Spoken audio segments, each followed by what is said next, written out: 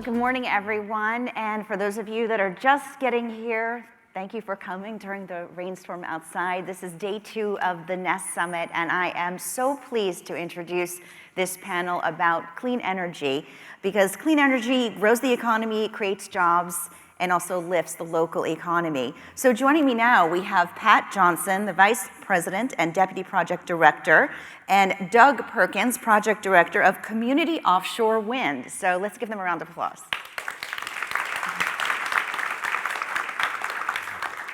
And speaking of kudos, congratulations on winning the largest lease of the last federal auction to develop more offshore wind in the New York Bight.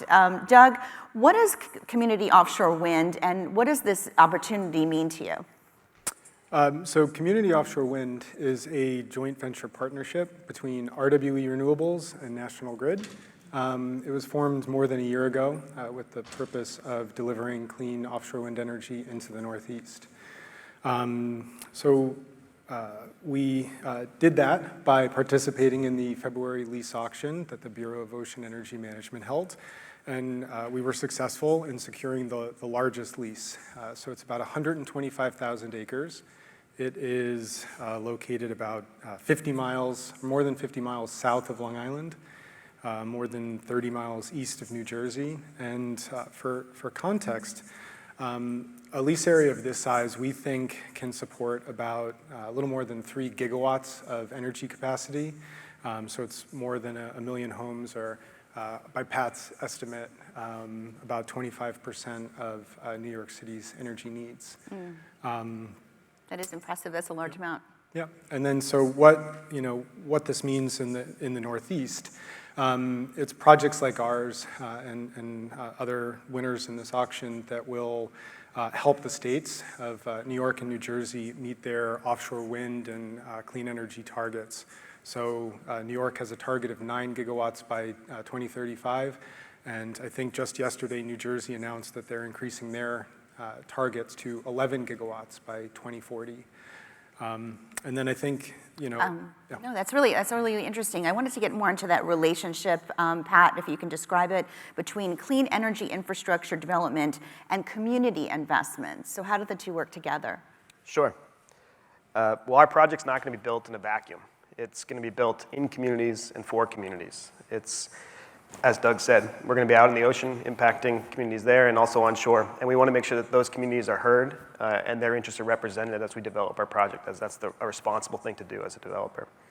So as we go along, we're continuing to involve people now, early investments in making sure we're out there listening to folks, understanding what their needs are and what their interests are, and making sure that we can align and collaborate, because that's what's really going to make the project a success at the end of the day.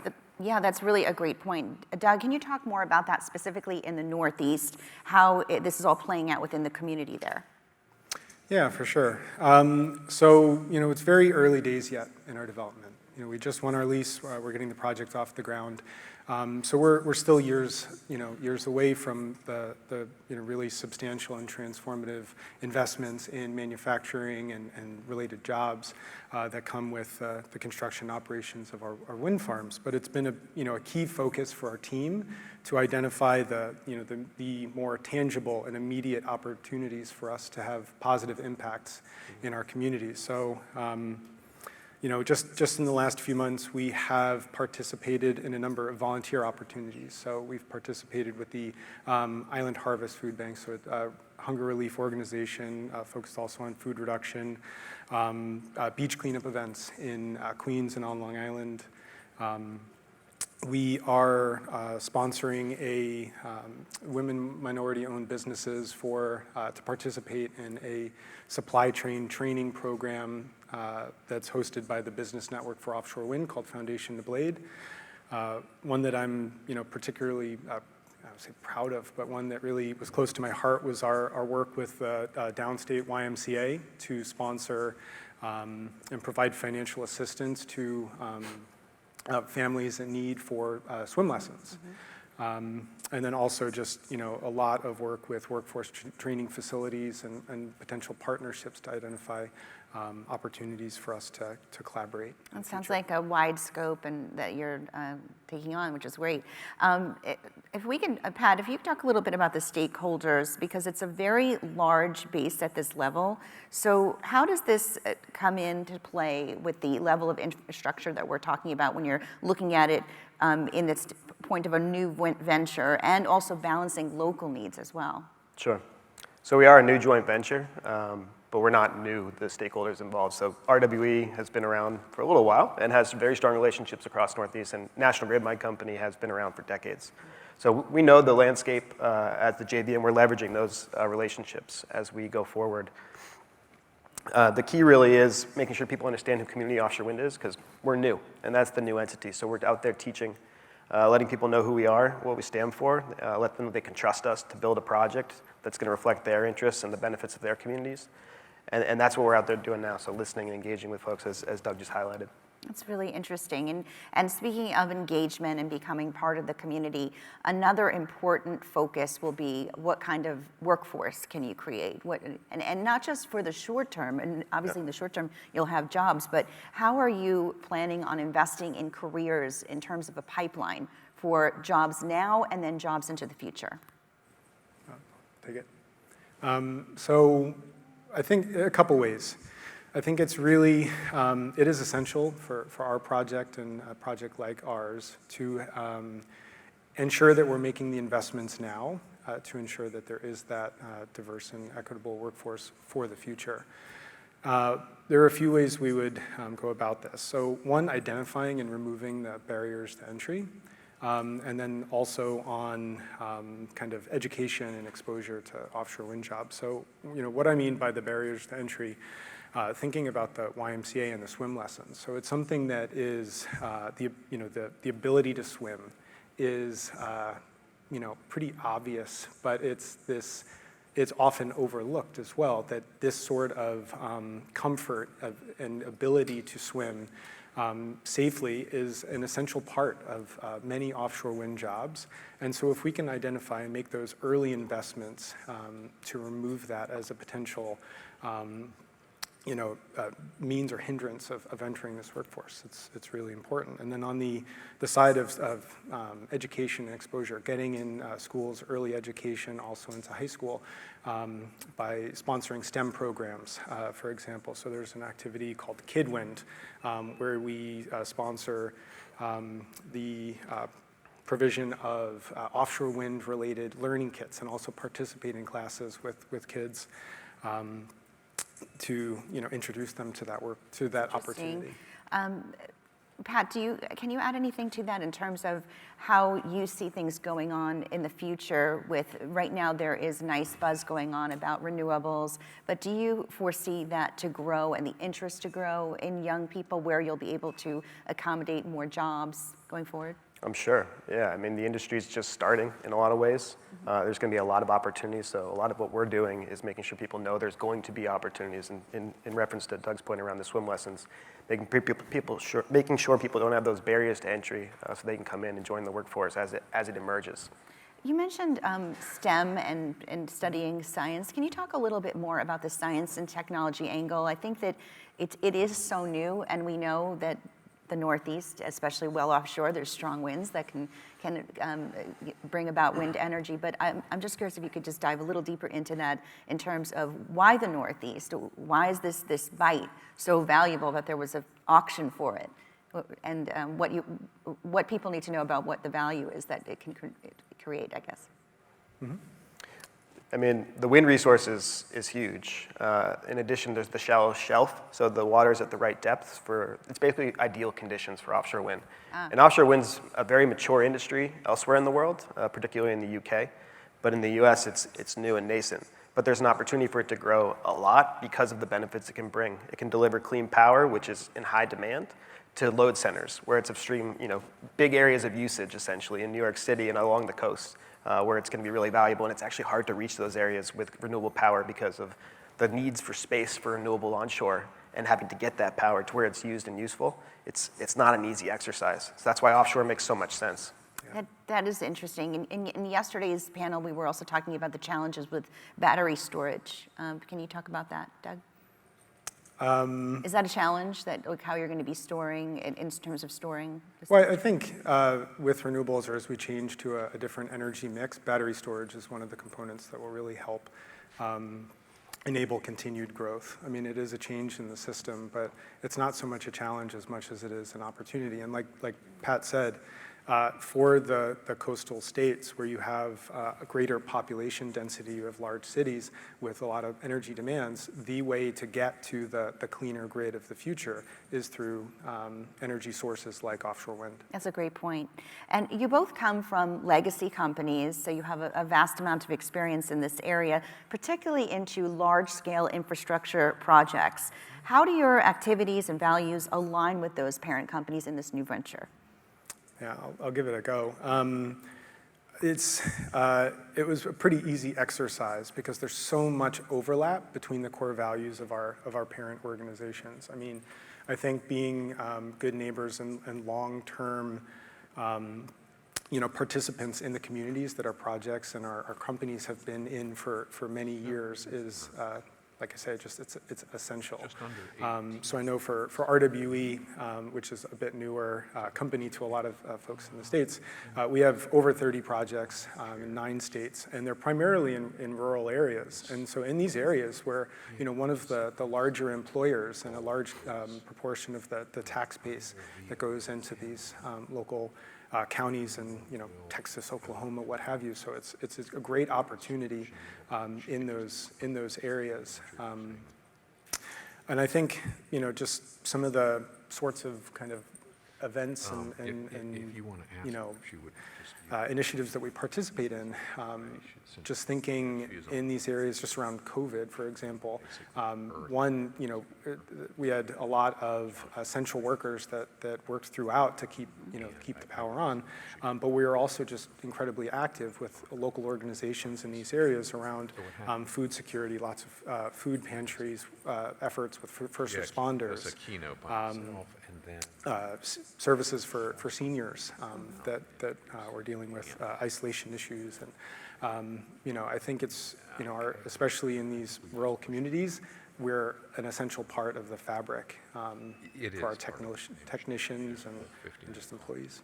And Pat, do you have anything to add on that in terms of the background that you've had and how you're kind of taking that into consideration as you proceed in this new venture? Are you referring to National Grid as how we, so for sure. I mean, National Grid, I love working for National Grid. It's a great company. It's a service-based, it really is kind of a service-based company. I think most people view us as the company that delivers power, but we really view ourselves as a community organization in a lot of ways. We're out there and involved in all our service territories across New York and Massachusetts. So I feel really happy to be there, and we are doing a lot of investments too in the local communities, and that really aligns well with what we're after at So this Offshore Wind. joint venture, you feel kind of It falls fits. right into place? Yeah, it's been a natural fit. That's interesting. We were just talking about power outages, and I thought it was interesting how you talked about kind of looking at the whole scale of the problem. Food pantries, people without power, it's seniors that are isolated. We did see that during COVID. It was a wake-up call for many. But another wake-up call in the wake of climate change, as a meteorologist I've seen, are more frequent disasters, more longer-lasting storms, and more people impacted by these extreme weather events. So how does that burden of climate change and these impacts affect you in terms of this venture, in monitoring severe storms and just kind of always being ready for the challenges that we face? I'll ask both of you to touch on that if you don't mind. Maybe I'll start. Okay, great. I think the big challenge is reliability and resiliency. Those are kind of the two terms that come to mind. And as the grid transforms as part of the clean energy transition, we're going to need to make sure we have both of those in place. And so that's going to require a lot of new investment, new sources of power, and new ways to store it, as we talked about with batteries, to make sure we have energy when you need it, and that you have reinforcement when you need it as well. So I think it's a challenge, but it's one that I'm super excited to be part of, and I know Community Offshore Wind is as well. That's great. And I think it speaks to the urgency of getting our projects online, and really, kudos to the states that are pushing so hard to decarbonize their grids. So let's talk a little bit about the maritime industry and fishing.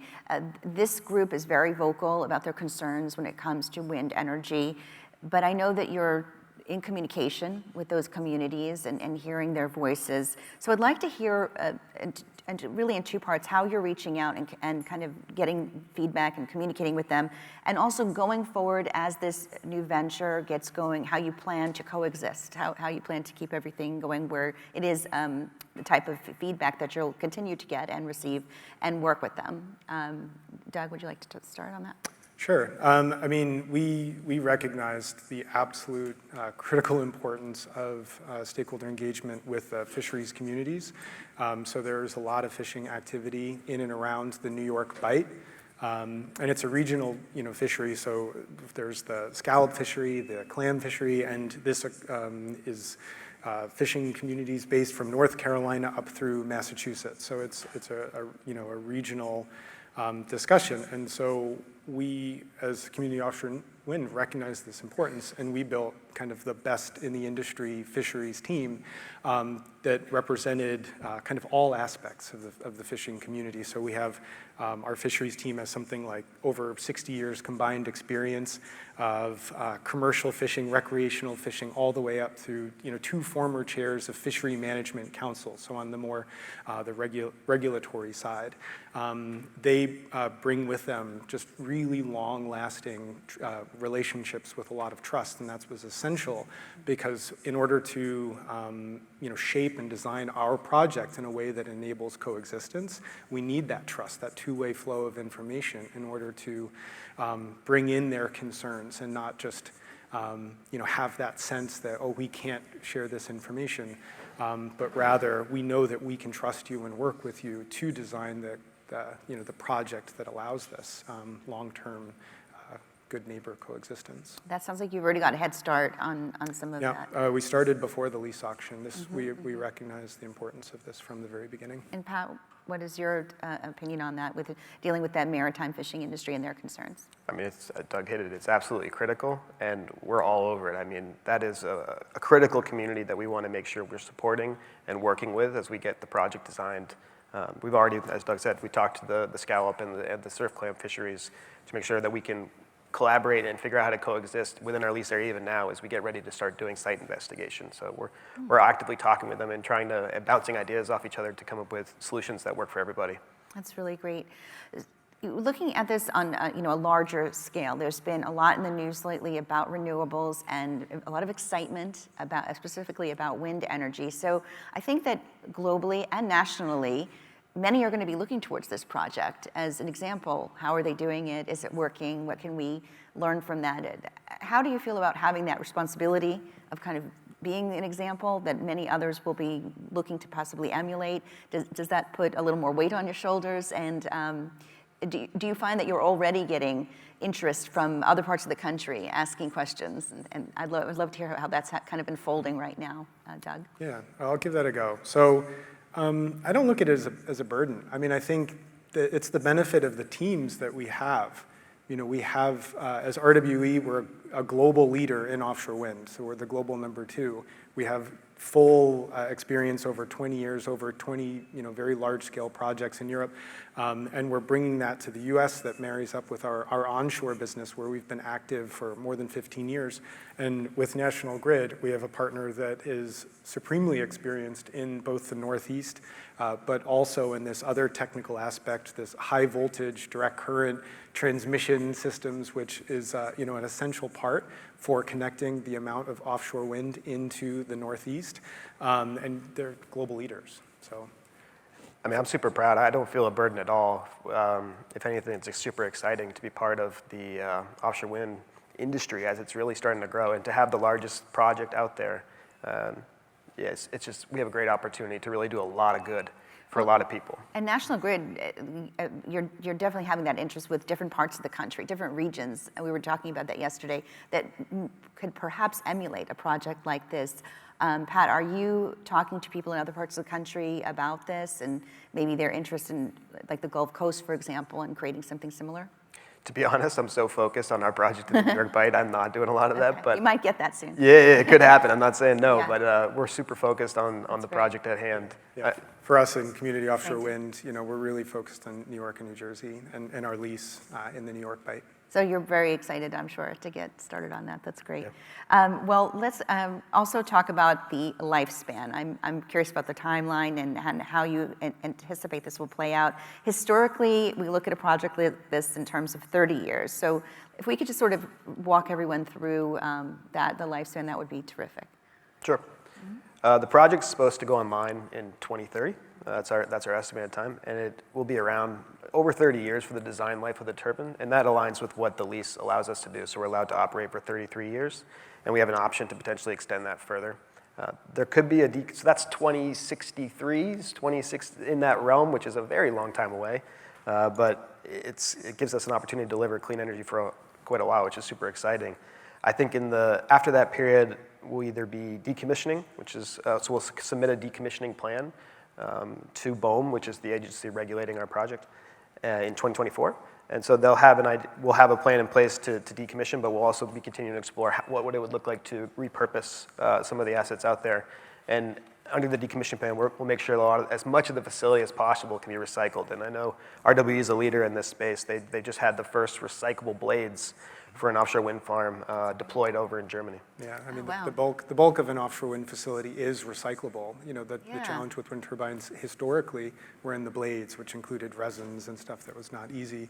But it is a core focus of a lot of the manufacturers, and RWE actually just installed, I think in the last month, the world's first offshore wind turbine with blades that are fully recyclable. I wouldn't have even thought of that. That's fascinating. So I think that's part of the reason there is so much interest and excitement in wind energy, because now you just talked about another solution that everyone's hearing about now. Do you both feel that way in terms of with the interest in wind as a renewable compared to solar and other aspects that we're looking at? I was just wondering if you could point out some distinct benefits of using wind as a renewable energy factor.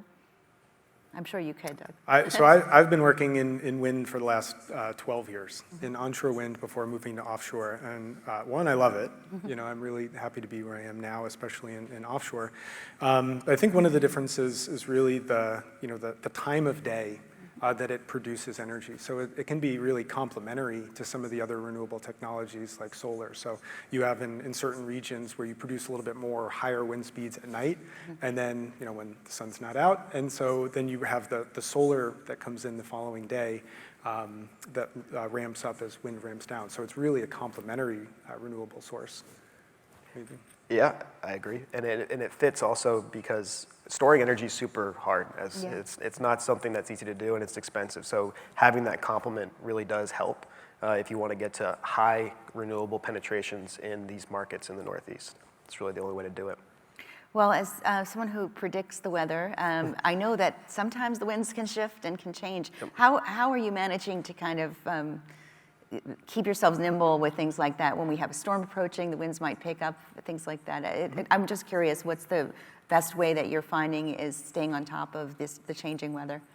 Yeah, so I think two things. So technically, the turbines are designed for a wide range of wind speeds. They have been operating. We have onshore wind farms that have been actually hit by hurricanes along the Gulf Coast, and with no damage to the turbines. So the turbine blades, is there a turbine over there? So they're able to pitch and slow down and lock out so that they're not damaged in really high wind speed conditions. So they are designed with these safety factors, and they actually have hurricane or typhoon class turbines. So from a technical perspective, they're designed to manage that.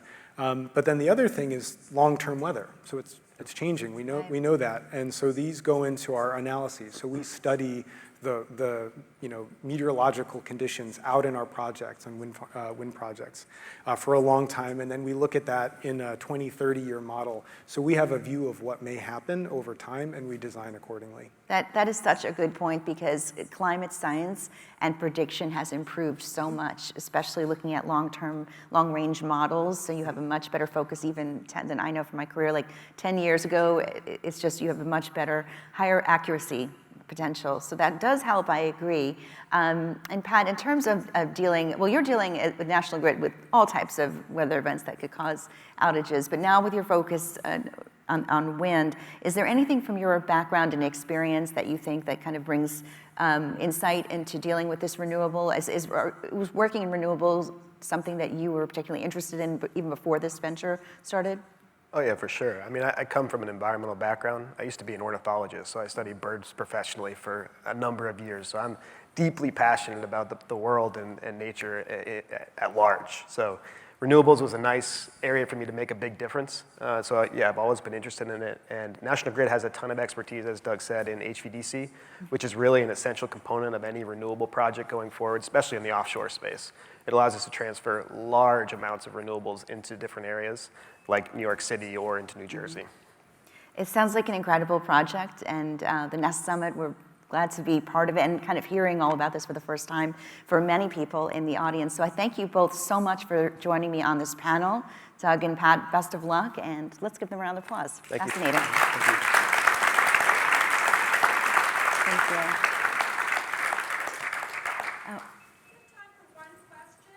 You're at the edge of, I just wanted to ask about ocean biodiversity and whether there's any plan for that in terms of like the basis of creating reefs to generate that ocean biodiversity that is good for the fishermen and so forth. As another community that is affected by your project. Good question. We have a few minutes if you want to answer. Yes. So absolutely, with the different foundation types, the types of biological communities that can form around them is something that we've been, I don't want to say assessing, but we've got a long history of actual, real, tangible examples that we've studied, and those sorts of nature-inclusive design components are under consideration for our projects in the future. So absolutely. I mean, we have I think we, I think that this will be a component of what we consider as Community Offshore Wind, but just briefly for RWE, it is a company commitment towards net positive biodiversity in our projects, on and offshore. Yeah, we'll bring that to Community Offshore Wind. And I was just going to add, we're going to be doing research and monitoring as well out at our turbines, so we'll make sure we have good data, both baseline and to track changes along the way. That'll help us inform decisions and feed into research. Thank you so much for that question. Thank you, gentlemen, for answering it. I appreciate that. We're out of time now, but a great panel, and thanks again. We're looking forward to reading and hearing more about this project as it develops.